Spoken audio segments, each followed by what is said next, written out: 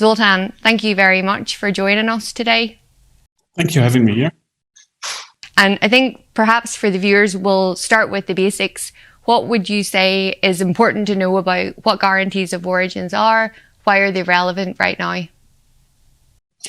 Yes, guarantees of origins are relevant every time we have a system where energy is injected into the grid from different sources, like we see it with electricity or gas, and it's mixed with the existing gas there.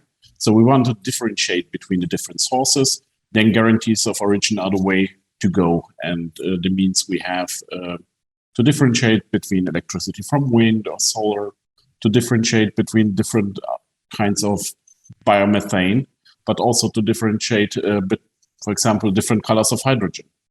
Mm-hmm. And so to enable the customers who are buying this to really buy their share of renewables or low carbon gases they want to get. Mm-hmm.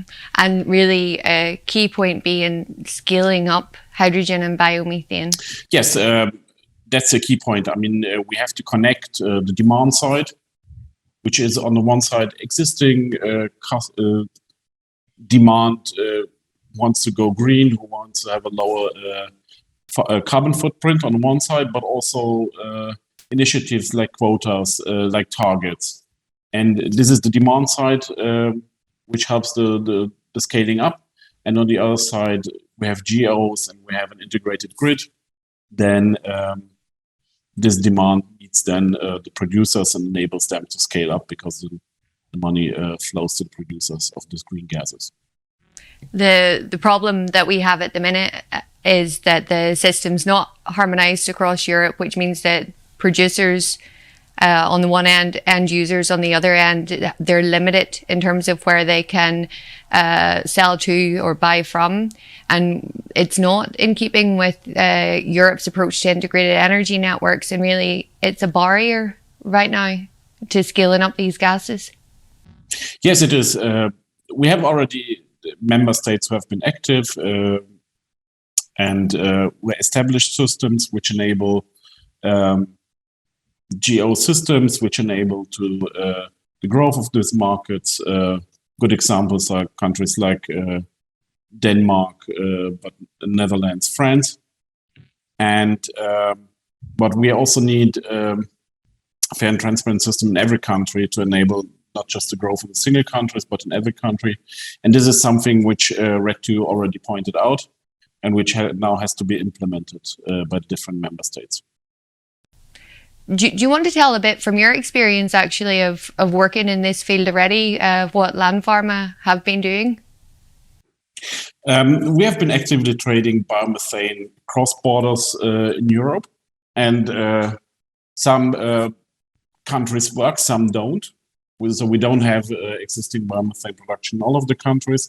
And from the demand side, some countries are more open for imported GOs and some are not. And this is something which should change and which should be addressed by the Commission, because the vision should be for a European-wide market and not barriers between different countries. Mm-hmm.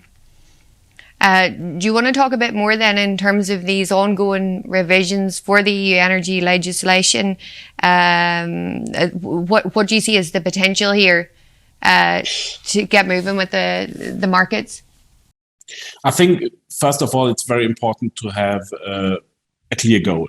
And we fully support the call from Eurogas to set binding targets for the gas sector. And this would cover reducing the greenhouse gas intensity of the gas consumed by, for example, 20%, but also increasing the renewable gas to 11% of the gas in the grid. And to reach these targets, we can use different kind of gases. We can use biomethane, we can use the different colors of hydrogen which are available to start really scaling up production.